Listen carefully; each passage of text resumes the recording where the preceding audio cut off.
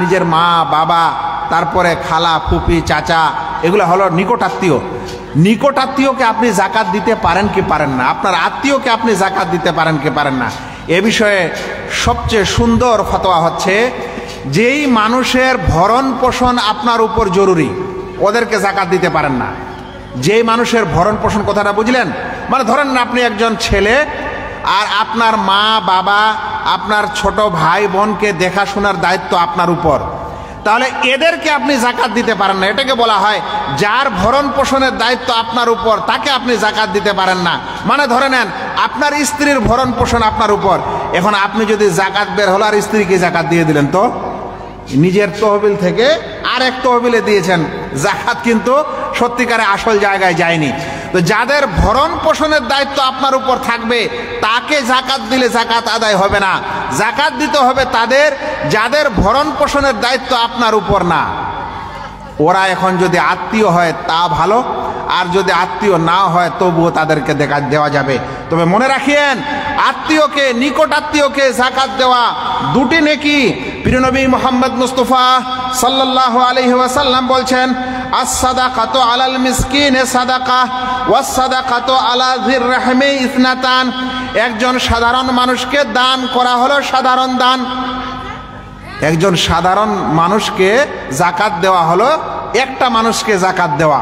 তারপরে বলছেন, আর আত্মীয় স্বজনকে জাকাত দেওয়া হলো দুটি নেকি। বলছে কিভাবে? একটি হচ্ছে সাদাকা আর একটি হচ্ছে সিলা রাহমি, একটি হচ্ছে দান আর একটি হলো আত্মীয়তা বজায় রাখা। আল্লাহু আকবার। মানে আপনি যদি একটা দূরের মানুষকে জাকাত দেন তাহলে শুধু জাকাতের সওয়াব পাবেন, কিন্তু আজ যদি আপনি আপনার আত্মীয়কে দেন, ধরেন যে আপনার চাচার বেটা চাচার বেটি এরা গরিব মানুষ, খালার বেটা খালার বেটি খালা খালু গরিব মানুষ, ধরেন যে মামা নানা নানি এরা গরিব মানুষ, আপনি যদি এদেরকে জাকাত দেন তো আপনার দুটা সওয়াব, একটা জাকাতের সওয়াব আর একটা আপনি আত্মীয়তা বজায় রাখলেন এরও সওয়াব। আল্লাহু আকবার। ইসলামে এই সুন্দর জিনিস আল্লাহ রাব্বুল আলামিন এবং রাসূল করিম সাল্লাল্লাহু আলাইহি ওয়াসাল্লাম আমাদেরকে বলে দিয়ে গেছেন। ভাইয়েরা, আলোচনার আর একটি জিনিস আছে যেটা না বললে এই জাকাতের আলোচনা আর পূরণই হবে না। সেটা হলো জাকাত কিসে কিসে দিতে হয় এটাও জানলেন, কতখানি হলে দিতে হয় ওইটাও জানলেন, কতগুলো দিতে হবে, কি পরিমাণ দিতে হবে ওটাও শুনলেন। এখন কথা হলো কাকে দিবেন জাকাত। জাকাত ও ওসর কাকে দিবেন? আমাদের সমাজের একটা নিয়ম আছে, কি জানেন? যে ভাই এটা জাকাত মসজিদে দিয়ে আসেন যান, এই মাদ্রাসা দিয়ে আসেন যান, ওই তালেব ইলমগুলোকে দিয়ে আসেন যান, ওই গ্রামের মুন্সিটাকে দিয়ে আসেন যান, কিংবা ওই ফকিরটাকে এসেছে ওকে দেন, এরকম আমরা বলি। কিন্তু এই জাকাত কাকে দিতে হবে এটা আল্লাহ তাআলা স্বয়ং কোরআনে বলে দিয়েছেন।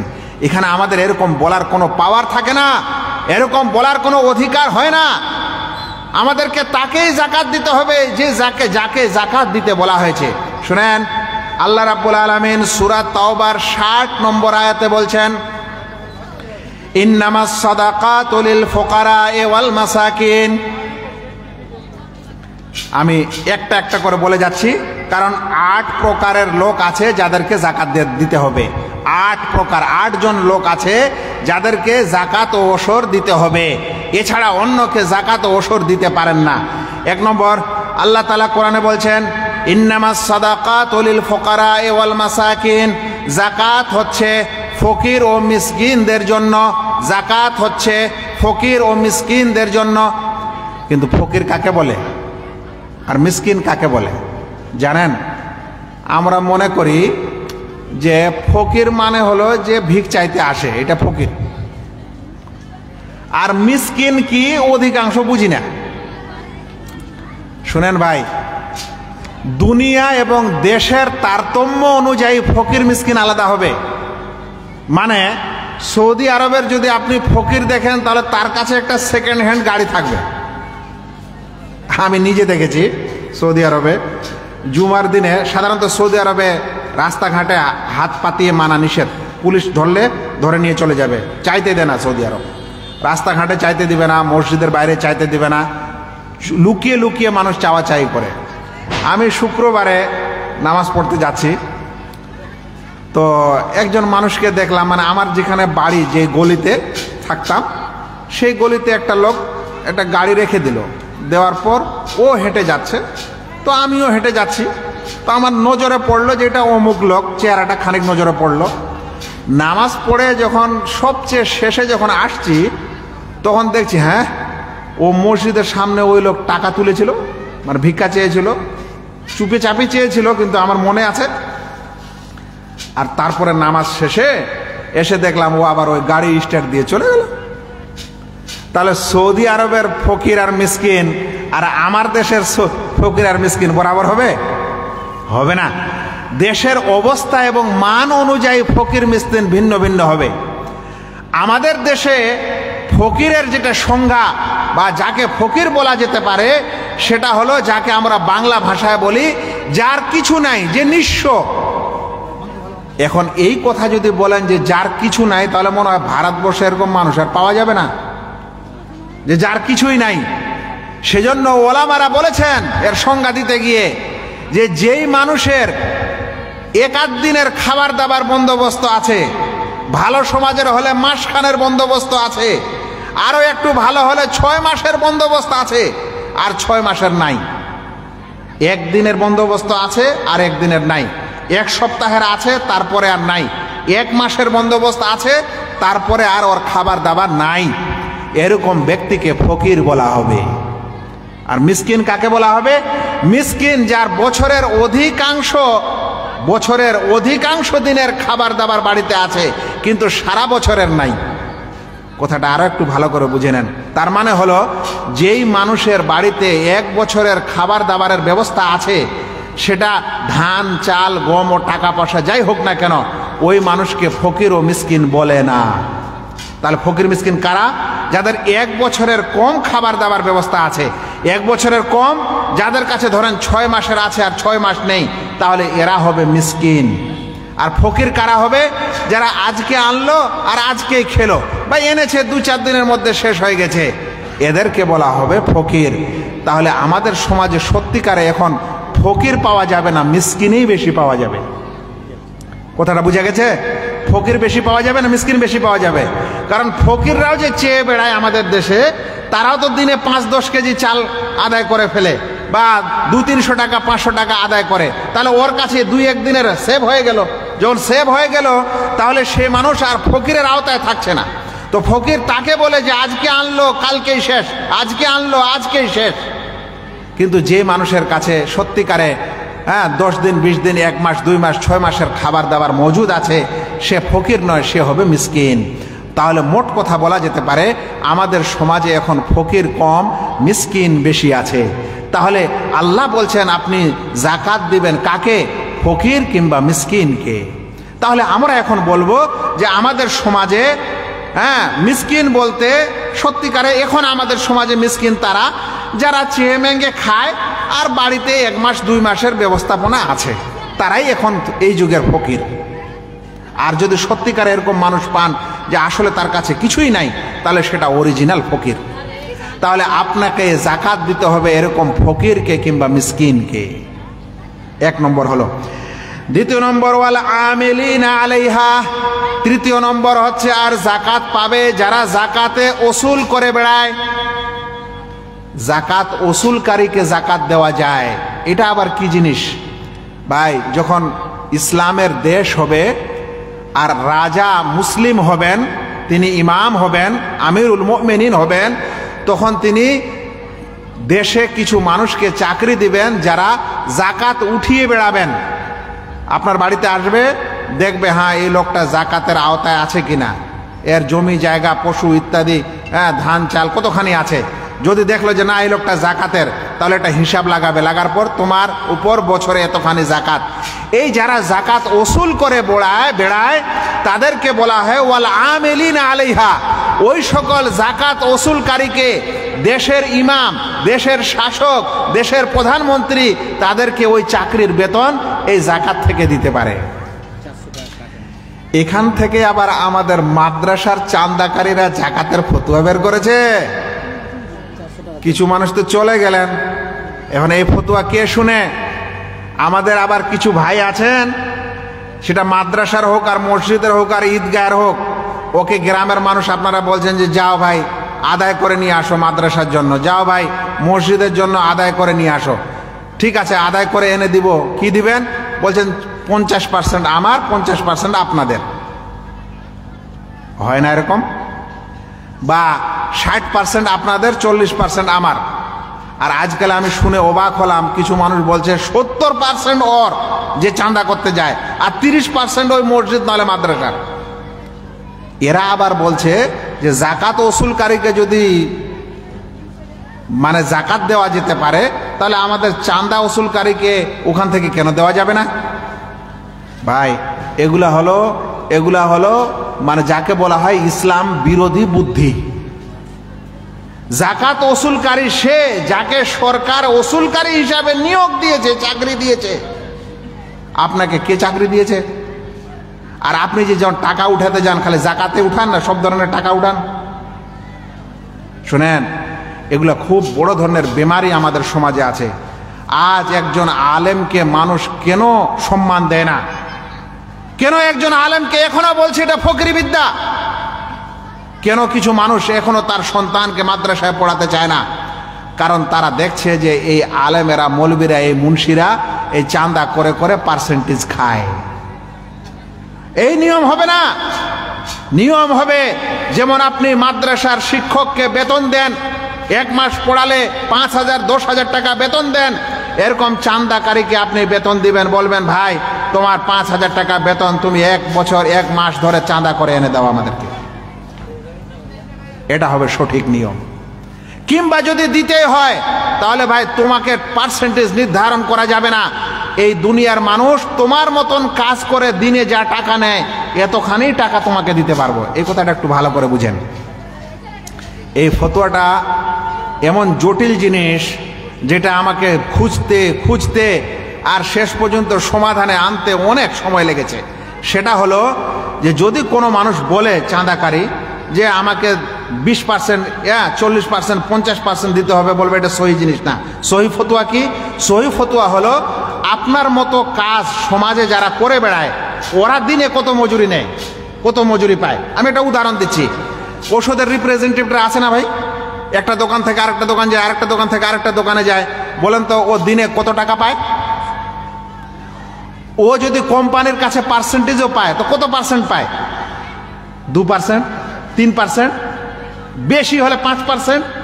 তাহলে একজন চাঁদাকারীও সবচেয়ে বেশি নিলে 5%ই নিতে পারে, এর বেশি নিতে পারে না। এই ফতোয়া আপনি প্রচার করেন, আল্লাহর রহমতে সব দলিল প্রমাণ হাজির করে দেব। মসজিদ মাদ্রাসা যারা করে বেড়ায়, টিউবওয়েল যারা করে বেড়ায়, এবং তারা যে পয়সা কড়িটা সেখান থেকে টেনে নেয়, মালিকও জানে না, দুনিয়ার কোনো মানুষ জানে না, আল্লাহ জানে। টিউবওয়েল করতে দিয়েছিল কত আর ও নিল কত, কতখানে নিতে পারে এই ব্যক্তি?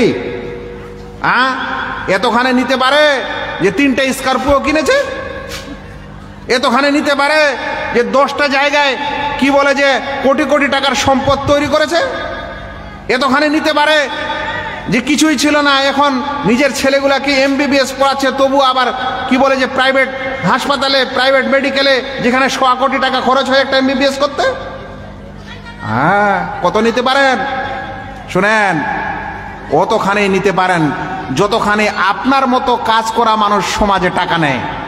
আপনার মতো কাজ করা মানে ধরে নেন একজন মানুষ আজ ঠিকাদার আছে না ভাই, বিল্ডিং তৈরি করে, তো বিল্ডিং তৈরি করার সময় একজন ঠিকাদার হয়। ঠিকাদারটা কি করে? ঠিকাদারটা ওই যাকে আমরা পাইট বলি বা জন বলি বা কর্মচারী বলি, ওদেরকে কালেকশন করে নিয়ে আসে, কে কোথায় কি পাবে ওটা দেখে, মাল কোথায় কি লাগবে না লাগবে ওটা মেনটেন করে, কে কত বেতন পাবে ওই বেতনটা দেয়, ইত্যাদি কাজগুলা করে। এটাকে বলা হয় সুপারভাইজারি করা, ফোরম্যানই করা, নাকি? তো একজন বিল্ডিং টিল্ডিং তৈরি করতে একটা ফোরম্যানের বেতন কত হয়? আপনিও যদি কোনো মানুষের টিউবওয়েল করে দিচ্ছেন, আপনিও যদি কোনো মানুষের মসজিদ বানিয়ে দিচ্ছেন, আপনিও যদি কোনো মানুষের এই টাকা পয়সা নিয়ে কোনো মাদ্রাসা বানিয়ে দিচ্ছেন, তাহলে ওই রকম ফোরম্যান আলারা যেরকম বেতন পায় ওই রকমই আপনার একটা টাকা নেওয়া হালাল হবে, এর বেশি আপনার টাকা নেওয়া হালাল হবে না। কিন্তু আজকাল কি হয়েছে, টাকা যে কে কত দিল আর কে কত যে আনলো আর কে কত যে বাঁচালো, এরা মনে করছে বাঁচিয়ে নিতে পারলেই আমার জন্য হালাল হয়ে গেল। আল্লাহু আকবার। হতেই পারে না ভাই। ভাই আজ যদি আমি আপনার কাছে যাই, যাওয়ার পর বলি যে আমার গ্রামে একটা মসজিদ হচ্ছে, আমাকে একটু টাকা দেন, চাঁদা দেন, আপনি আমাকে 100 টাকা দিলেন, কিন্তু আমি যদি বলি যে এর মধ্যে 50% আমি নিব আর 50% মসজিদে দিব, আপনি আমাকে টাকাটা দিবেন? বলেন ভাই, দিবেন? কেন দিবেন না? কারণ দান যে করে সে চায় তার সম্পূর্ণ টাকা দানে যাক। কিন্তু আজকালে আমরা কারো কাছে দান পেয়ে নিলাম 1 লাখ টাকা, আরে ঘেঁচ করে 50,000 কেটে নিয়ে নিলাম আর 50,000 টাকার কাজ করে দিলাম। আপনি কি পেয়েছেন? এটা যাই মন তাই করবেন? আল্লাহু আকবার। এরকম অসাধু ব্যবসার কারণে আমি আপনাদের কাছে বলতে এটা বাধ্য যে আজ যে মসজিদ ও মাদ্রাসা তৈরি করার সময় গ্রামের মানুষেরা, অঞ্চলের মানুষেরা আগ্রহ দেখাতো, সবাই নিজের পয়সা কড়ি গরিব হলো দান করত, সাদকা করত, এরকম ঘাপলা হওয়ার কারণে মানুষজন আর মাদ্রাসা মসজিদের কাছে আসতে চায় না, দান করতে চায় না। সব মৌলবীদেরকে এখন মানুষ খারাপ নজরে দেখছে। কেন খারাপ নজরে দেখছে? যে মনে হয় ইও মারিংকারী, ইও মারিং পার্টি।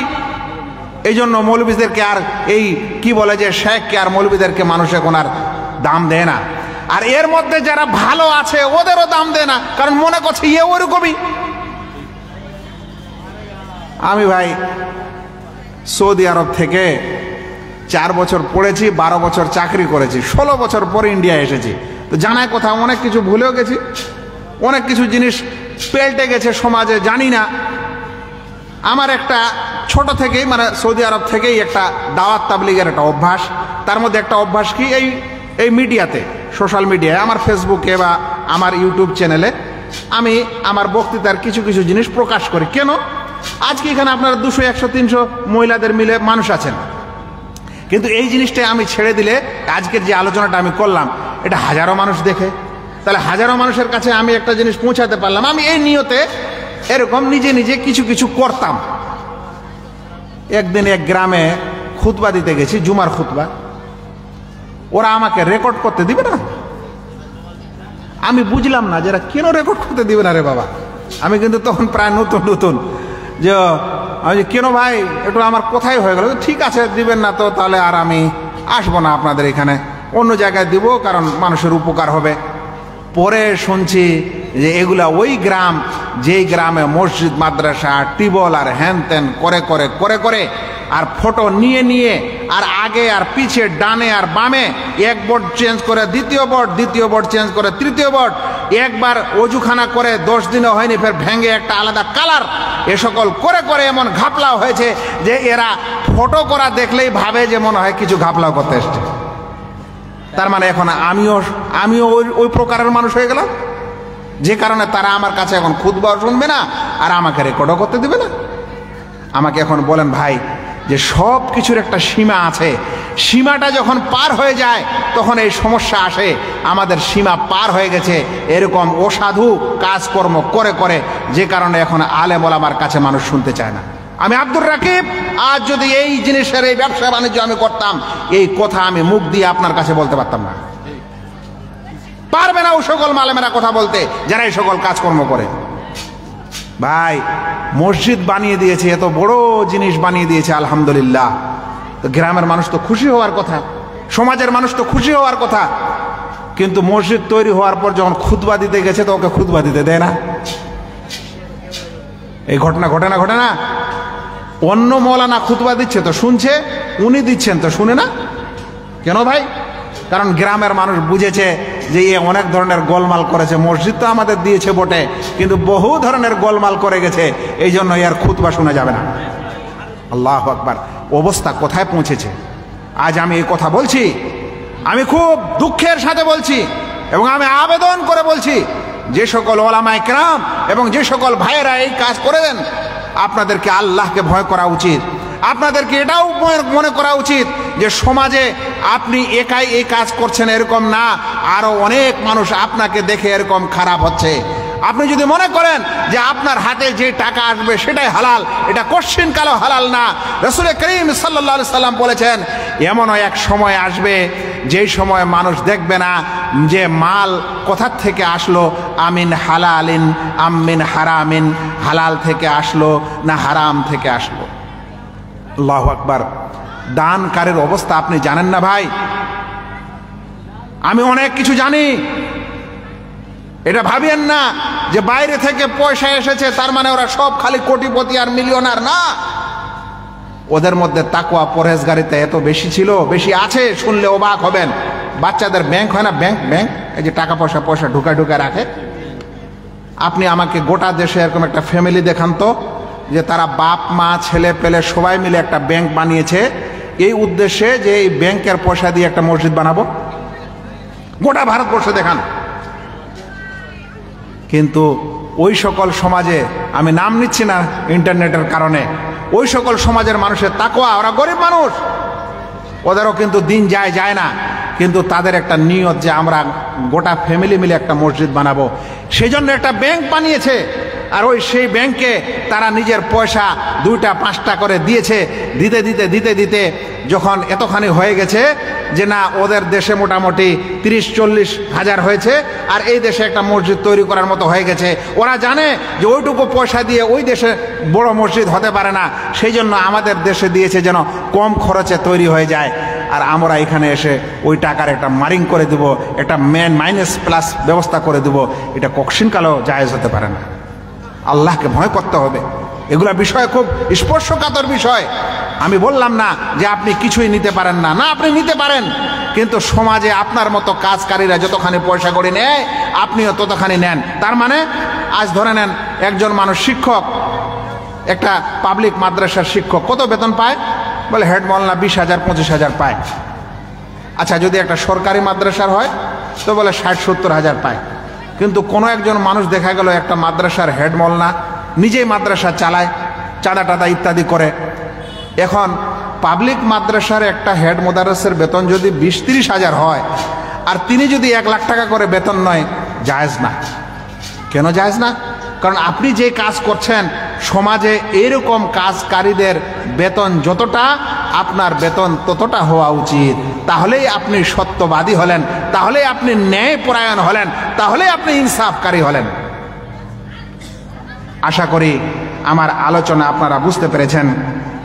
আমি আলোচনার প্রায় শেষ পর্যায়ে পৌঁছে গেছি।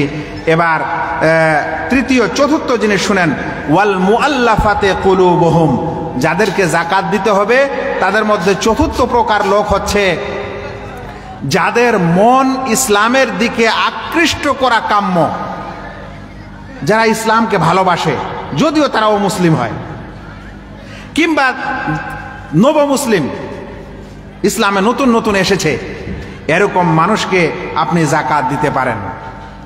পঞ্চম ব্যক্তি যাকে যাকাত দেওয়া যায় সেটি হচ্ছে ওয়াফির রিকাব, আর একটি হচ্ছে ওয়াল গারিমিন। রিকাব মানে হচ্ছে যারা জেলখানায়, যারা গোলাম, যারা দাস ও দাসত্ব স্বাধীন করার জন্য পয়সা লাগে, ওই সময় আপনি তাদেরকে যাকাত দিতে পারেন। ওয়াল গারিমিন, এবং ঋণী মানুষকে যাকাত দিতে পারেন ভাই, যার উপর ঋণ আছে, দেনা আছে, যদিও ধনী মানুষ হয়, যদিও ওর বাড়ি গাড়ি সব আছে, কিন্তু বর্তমানে তার উপর ঋণ, সে ঋণী ব্যক্তি হয়ে গেছে, ওই ঋণী ব্যক্তির ঋণ শোধ করার জন্য আপনি যাকাত দিতে পারেন। তারপরে ওফি সাবিলিল্লাহ, আল্লাহর রাস্তায় যারা সংগ্রাম করে তাদেরকে আপনি যাকাত দিতে পারেন। ওয়াবনি সাবিল, এবং যারা মুসাফির ব্যক্তি, রাস্তা দিয়ে যায়, আসা যাওয়া করে, পয়সা কড়ি নাই, হারিয়ে গেছে, আর কিছু হয়েছে, এরকম ব্যক্তিকে আপনি যাকাত দিতে পারেন। এবার প্রশ্ন হলো, মাদ্রাসা মসজিদে যাকাত দিতে পারেন কি পারেন না? এই ফতোয়া দিতে গিয়ে বিভিন্ন ধরনের ঝামেলার সম্মুখীন আমরা হয়েছি এবং হচ্ছি। এই 8 প্রকারের কথা যে আল্লাহ তাআলা কোরআনে বলে দিলেন সূরা তাওবায়, সেখানে মাদ্রাসা মসজিদ বলে কিছু আছে? তাহলে এখন কি হবে?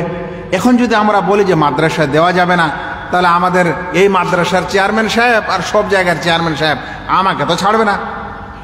শুনেন, তাহলে যাকাত কিভাবে দিতে হবে?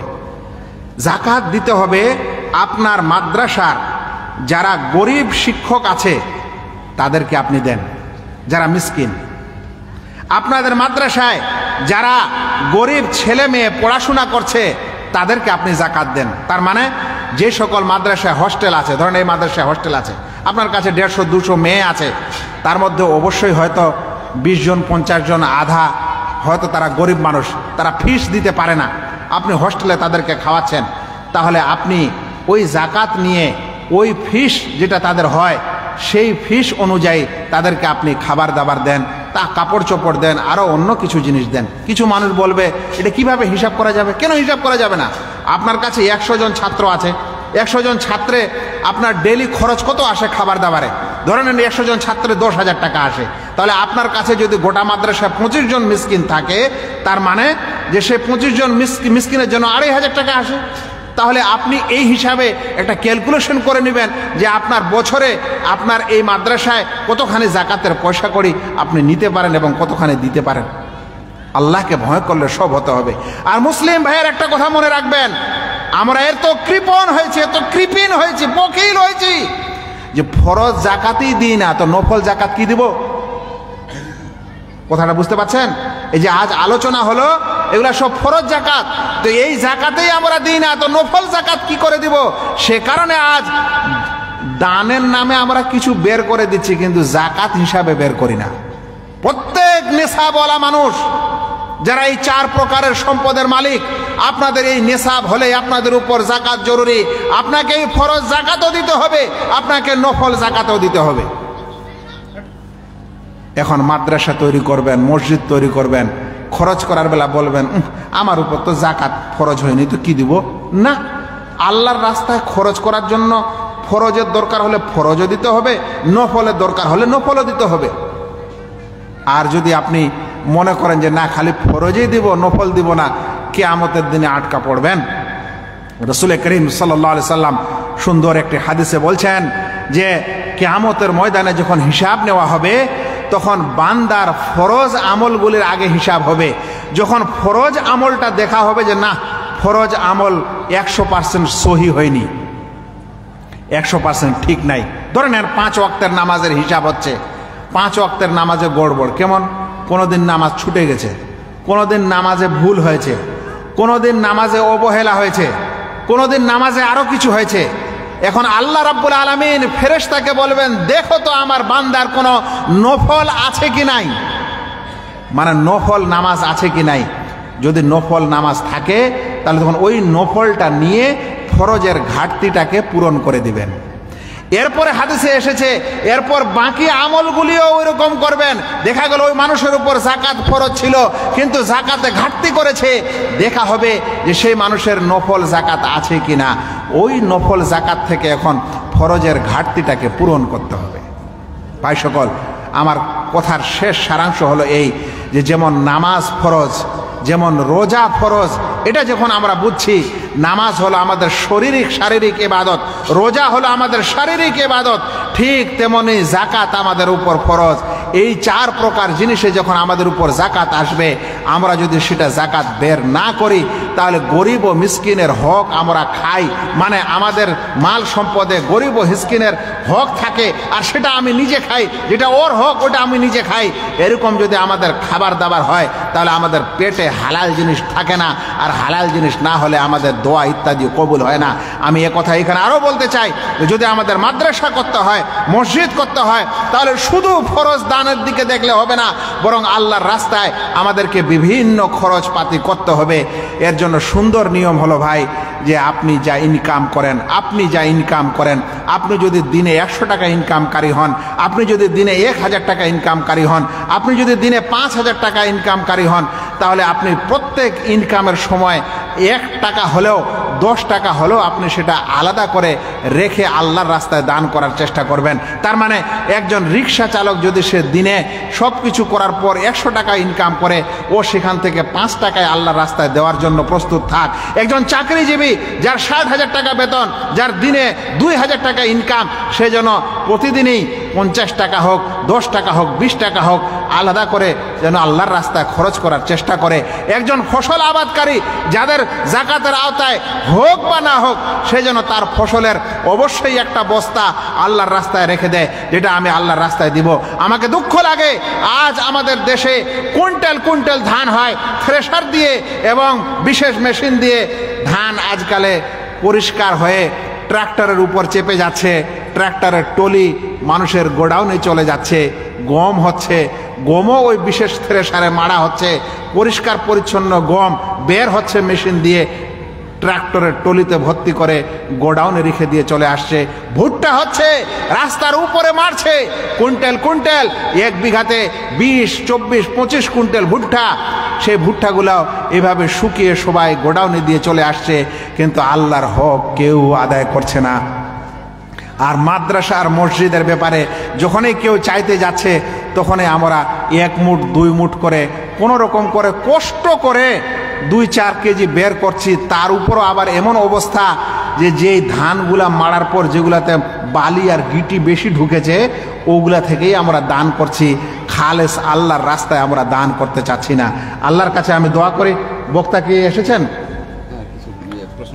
জি, তো আমি আল্লাহর কাছে শেষে দোয়া করি, আল্লাহ যেন আমাদের প্রত্যেক ভাইকে জাকাতের এই সুন্দর বিধানকে বুঝার তৌফিক দান করেন, আমল করার তৌফিক দান করেন। আল্লাহ তাআলার এই জমিনে ইসলামকে আমাদের রাখতে হবে। ইসলামের জন্য খিদমত করতে হলে এই মাদ্রাসা রাখতে হবে। মাদ্রাসা রাখতে হলে খালি ছেলে মানুষে আলেম হবে তা না, মহিলাকেও আলেম হতে হবে, পুরুষকেও আলেম হতে হবে। আর এগুলা হতে গেলে অবশ্যই আমাদের পয়সা কড়ির দরকার। যেই পয়সা কড়ি দিয়েই এই সকল মাদ্রাসা ও প্রতিষ্ঠান চলে, এগুলার জন্য আমাদের আল্লাহর রাস্তায় ব্যয় করতে হবে। আল্লাহ যেন আমাদেরকে তৌফিক দান করেন, আমিন। আসসালামু আলাইকুম ওয়া রাহমাতুল্লাহি ওয়া বারাকাতুহু। প্রশ্ন করব, কটা প্রশ্ন আমরা। প্রথম প্রশ্ন আমি করছি। আমি একটা প্রেস মালিক, আমার বাড়িতে মেশিন রয়েছে 10 লাখ টাকা। বছর শেষে আমার এই 10 লাখ টাকার মেশিনে আমাকে কি জাকাত দিতে হবে? মেশিনটার জাকাত দিতে হবে না। আমি বলেছিলাম একটু আগে, যে জিনিসটা মেশিন হলো, রাসূল সাল্লাল্লাহু আলাইহি ওয়াসাল্লাম যে বলে দিয়েছেন যে ঘোড়াতে জাকাত নেই, হ্যাঁ, আর কি নাই, বাড়িতে জাকাত নেই। তো যেগুলো জিনিস ফ্যাক্টরিতে মানুষ লাগায়, যেমন একটা ফ্যাক্টরির জন্য একটা মেশিন লাগবে, তো ওই মেশিনটার উপর জাকাত আসবে না। ওটা থেকে যা উৎপন্ন হবে, মানে যা ইনকাম হবে, ওই ইনকামটাতে জাকাত হবে। টাকা দিয়ে জমি নিয়ে, হ্যাঁ বলেন। টাকা দিয়ে জমি নিয়ে ফসল আবাদ করছে, ওই ফসলটা কিভাবে জাকাত দেবে? আরেকবার ভালো করে বুঝিয়ে বলেন এটা। কারোর জমি 10,000 টাকা দিয়ে জমি নিল ভাড়া বছরের জন্য। আচ্ছা, ভাড়া, জমি ভাড়া ইজারা নিয়েছে। হ্যাঁ, ইজারা নিচ্ছে, ভাড়া ঠিক, নিচ্ছে। জি। ওই ফসলটা কিভাবে জাকাত আদায় করবে? ও যে ইজারাটা নিয়েছে, সেটা মানে মালিক ওই, তো ফসলের মালিকটা ওই হবে যে নিয়েছে। ওই হবে। জি, তাহলে ফসলের মালিক ও হলে ওই মালিককেই জাকাত লাগবে। যাকে পয়সা করে দিয়েছে, ধরে নেন, আমি বুঝে গেছি, ধরে নেন একজন মানুষকে 1 বিঘা জমি দিল আবাদ করতে 1 বছরের জন্য। জমির মালিককে ধরেন 1 বছরের জন্য 10,000 টাকা দিয়েছে, ঠিক আছে। এবার 1 বছরের জন্য আবাদ করলো, 2-3টা ফসল নিল।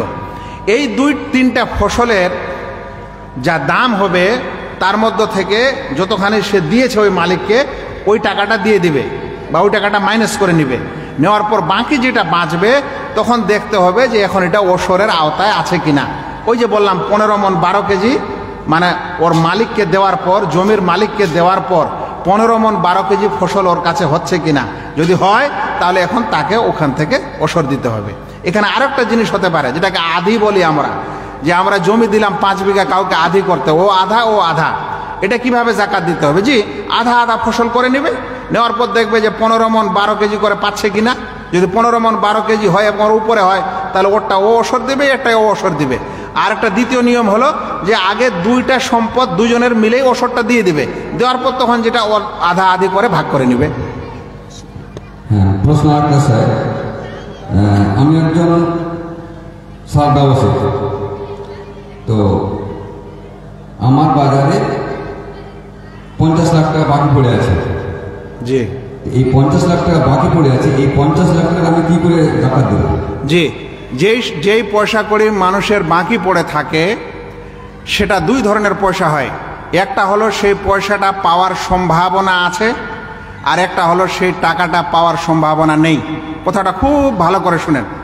মানে ধরে নেন, আপনি ব্যবসার কারণে আপনার কাছে 100 জন মানুষ এমন জিনিস নিয়েছে যেটা টাকা দেয়নি, কিংবা আপনার কাছে কেউ ধার নিয়ে গেছে টাকা। 10-20 লাখ টাকা ধার নিয়ে গেছে বা নিয়ে গেছে টাকা। এখন দেখতে হবে যারা ধার নিয়ে গেছে বা বাজারে পড়ে আছে টাকাটা, ওটা পাওয়ার আশা আপনার কাছে আছে না নাই। দুই ধরনের হতে পারে, একটা হলো টাকাটা পাওয়ার আশা পুরো আছে আলহামদুলিল্লাহ, হয়তো দেরি হচ্ছে, আর একটা হলো টাকাটা পাওয়ার আশা নাই, এরকম ওটা কাস্টমার। তো যেই কাস্টমারগুলির টাকা পাওয়ার আশা আছে তাদের টাকাগুলি জমা করে জাকাত দিতে হবে, আর যাদের টাকাটা পাওয়ার আশা নাই তার জাকাত এখন দিতে হবে না, ভবিষ্যতে যদি পাওয়া যায় তাহলে তখন জাকাত দিতে হবে, এখন দিতে হবে না। কথা বুঝা গেছে? বুঝা গেছে না আরো বুঝিয়ে দিব? হ্যাঁ, ঠিক আছে, বুঝেছি। জি। আচ্ছা, আরেকটা প্রশ্ন হচ্ছে, আমার কাছে 1 কোটি টাকা আছে, 12 মাস না হলে আমি টাকা দিতে পারবো না। 11 মাস আগে টাকাটা আমি কোনো কোম্পানিকে জমা দিয়ে দিলাম যে আমি তোমার কাছে 13 মাস পরে তোমার কাছে একটা মেশিন দিলে 1 কোটি টাকা দেবো। তাহলে কি আমার 1 কোটি টাকা আমি কোম্পানিকে দিয়েছিলাম, 11 মাসের সময় দিয়েছিলাম, 12 মাসের সময় টাকাটা দিতে হবে, 12 মাস হওয়া অবধি কোম্পানিকে টাকাটা জমা আছে, 13 মাসের সময় আমি মেশিনটা নিব 1 কোটি টাকা মেশিনটা, তাহলে কি আমার কাছে ওই 1 কোটি টাকা ছিল সেটাকে জাকাত দিতে হবে? এটা বাহানা। যে মানুষ জাকাতে বাহানা করবে ওই মানুষের শাস্তি আছে, জাকাত না দেওয়ার বাহানা। বুঝতে পারলেন? শুনেন, এটা একটা রসুল সাল্লাল্লাহু আলাইহি ওয়াসাল্লামের যুগের ঘটনা শুনাই। আল্লাহ রসুল সাল্লাল্লাহু আলাইহি ওয়াসাল্লামের যুগে ওই যে কর্মচারী যেত ছাগলের জাকাত নিতে। এখন এক ব্যক্তির 40টা ছাগল আছে, তাহলে জাকাত লাগবে। ও করেছে কি, যখন জাকাত ওসুল করতে এসেছে তখন 20টা একটা রাখালকে দিয়েছে আর 20টা আরেকটা রাখালকে দিয়েছে। কেন এরকম করেছে? যে যখন জাকাত ওসুলকারী আসবে তখন দেখবে যে 20টা, তার মানে জাকাত নেই, ওখানেও 20টা, তার মানে জাকাত নেই। এটাকে বলা হয় তাফরিকুজ জাকাত, জাকাতকে আসল স্থান থেকে আলাদা আলাদা করে দেওয়া। কেউ যদি এরকম টাকা থেকে জাকাত না দেওয়ার কারণে এরকম বাহানা করে যে 12 মাস হলে তো আমার জাকাত জরুরি হয়ে যাবে, তো 11 মাসের বেলা একটা কিছু যুক্তি করে টাকাটা কমিয়ে দিই বা অন্য জায়গায় দিয়ে দিই, তাহলে এই মানুষ হবে গুনাহগার। তবে একটা কথা বলে দিই, 12 মাস পরে তো জাকাত জরুরি হয়, কিন্তু জাকাত জরুরি হওয়ার আগেও বের করা জায়েজ আছে। মানে কোনো মাসের কোনো সম্পদের বয়স যদি 11 মাসও হয়, 10 মাসও হয়, তাহলে সে আগে জাকাত দিতে পারে, অগ্রিম জাকাত দেওয়া জায়েজ আছে। যারা চাকরি করেন, আপনাদের বেতন আসে মাসে মাসে, তার মানে আপনার কাছে যদি একটা টাকা জমা হয়, ধরে নেন 10,000 টাকা করে জমা হয়, তাহলে জানুয়ারি মাসে যে 10,000 টাকা জমা করেছেন, আগামী বছর যখন জানুয়ারি আসবে তখন ওই প্রথম 10,000-এর 1 বছর বয়স হবে, কিন্তু ফেব্রুয়ারি মাসেরটা 11 মাস হবে, আর কি হবে মার্চেরটা 10 মাস হবে, কমতে আসবে। তাহলে এরা কিভাবে জাকাত দিবে? এদের ব্যাপারে ওলামারা বলছেন, এদের কিছু টাকার বয়স 1 বছর হলেই বাকি টাকাটা 1 বছরেরই ধরে নিতে হবে, নিয়ে জাকাত দিতে হবে। কিন্তু কেউ যদি এটাকে আলাদা আলাদা করে এই কারণে যে জাকাতে আমাকে যেন জাকাত না দিতে হয়, তাহলে এটা জাকাত না দেওয়ার গুনাহগার হবে। জাযাকাল্লাহ খায়ের। আরেকটা প্রশ্ন স্যার, আমি একটা বই ছাপছি, বইটা আমার বিক্রি করে 1 কোটি টাকা হবে। ঠিক, 1 কোটি টাকা হবে, বইটা আমার বিক্রি করছি, অর্ধেকটা বিক্রি হয়েছে, অর্ধেকটা আছে। ধরেন 50 লাখ টাকা বই বিক্রি হয়েছে, 50 লাখ টাকা বিক্রি হতে আছে, বা 1 কোটি আর 10 লাখ টাকা হতে পারে। তো 50 লাখ টাকা আমার বিক্রি হয়ে গেছে, টাকা চলে আসছে, 50 লাখ টাকা বই আমার হাতে আছে, তাহলে আমি টাকাটা কিভাবে আদায় করবো? ওই 50 লাখ টাকা যেটা হয়েছে কিনা ওইটা আগে দেখতে হবে, ওর বয়স 1 বছর হলো কিনা। হ্যাঁ, 1 বছর হয়ে গেছে, বইগুলো 1 বছর হয়ে গেছে। না, বইগুলোর উপর জাকাত আসবে না, বই বিক্রি করার পর টাকাটার উপর জাকাত আসবে। জাযাকাল্লাহ খায়ের। ঠিক, শুকরান। আর কি জনসাধারণকে প্রশ্ন করতে পারেন? আমাদের আরেকজন বক্তা আছেন উকিল সাহেব, এবং ওনাকে আমরা আইন সম্বন্ধে